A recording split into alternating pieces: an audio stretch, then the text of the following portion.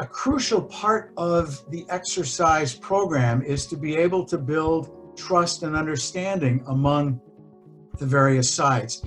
And in a number of cases, that is really at a sort of a person-to-person level. And so exercises ensure that those kinds of relationships, again, even at the person-to-person level, but at larger levels as well, are built, and doing exercises are a central part of being able to do that. A second piece to the exercises and a purpose is the deterrence signal it sends to North Korea. By doing the exercises, by demonstrating alliance coordination and combat capability, it sends a very significant message to North Korea.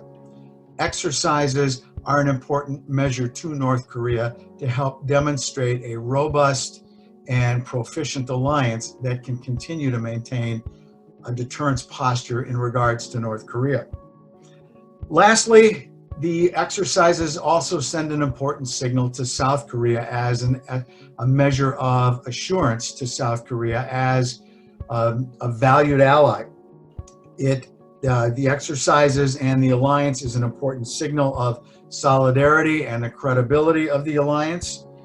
And the exercises, again, help to reassure that posture.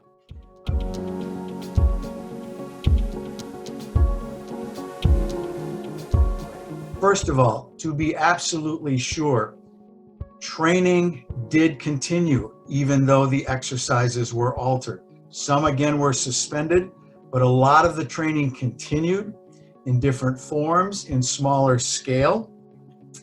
And so that it wasn't about no training going on at all. Extensive training individually, unilaterally, as well as some combined exercises continued to go on.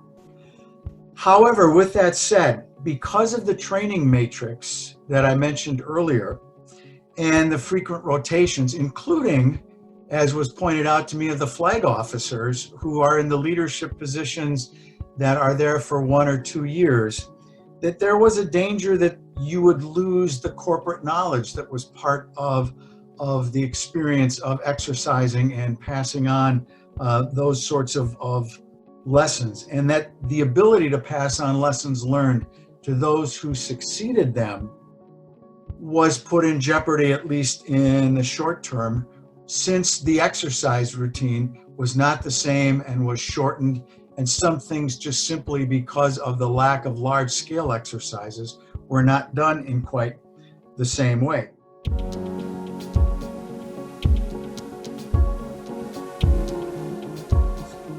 I would argue that the associated short-term impact on military readiness was tolerable and was worth the effort and acceptable to be able to support diplomacy at this particular point in the process, for a couple of reasons. First of all, the United States and South Korean militaries, again, still trained extensively.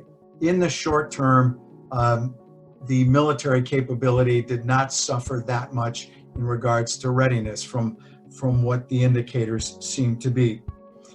But also, the measure of whether it was tolerable is contingent on what the security environment was at that particular point. And we were seeing tension levels decreasing significantly from 2017 and 2016. The summits were bringing tension levels down. We also had in September of 2018 the conclusion of the North-South Comprehensive Military Agreement, which further reduced military and political tensions.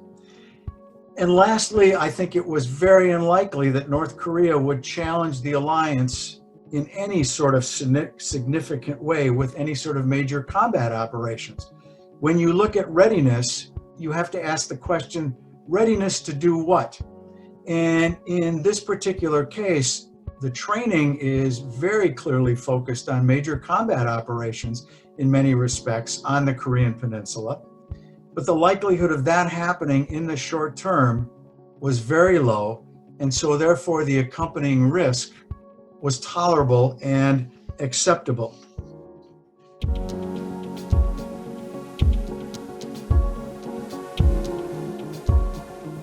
The number that I often heard in the interviews that I conducted was that you could go 2 to 3 years, maybe a little more, before you had significant damage to readiness, and that risk would go up significantly after that particular point. I think it's important to remember that the size and the details of exercises have always been adjustable throughout the history of the alliance. And so they can be ratcheted up, they can be ratcheted back, different assets, different missions can be part of the exercises.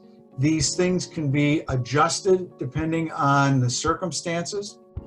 And so let me conclude by saying that in the next year or two, there are going to have to be some reassessments and some decisions made about where the exercises go, and to see whether this current process and structure is the one that best fits the security environment and the process for and the place we are at in regards to diplomacy and security.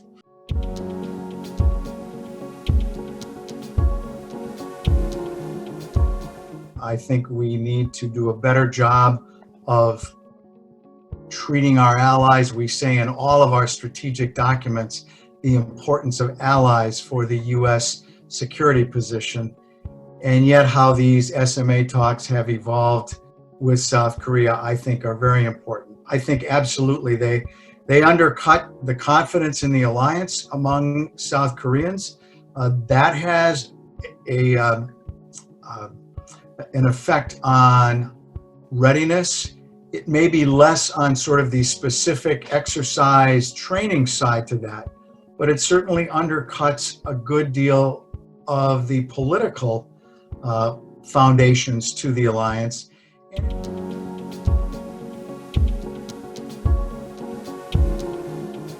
Because whenever you conduct exercises, again, you know, how you do them, what you do, you can do exercises that are defensive, that are careful, that are carefully constructed, but you can also do exercises that are overly provocative. And so I think there has to be care taken to carefully craft your exercises to be able to, certainly on the readiness side, ensure that readiness, but on the messaging side, to think about how that needs to be done. And we'll see in the years ahead how this exercise structure gets revisited and done differently, perhaps based on the security environment.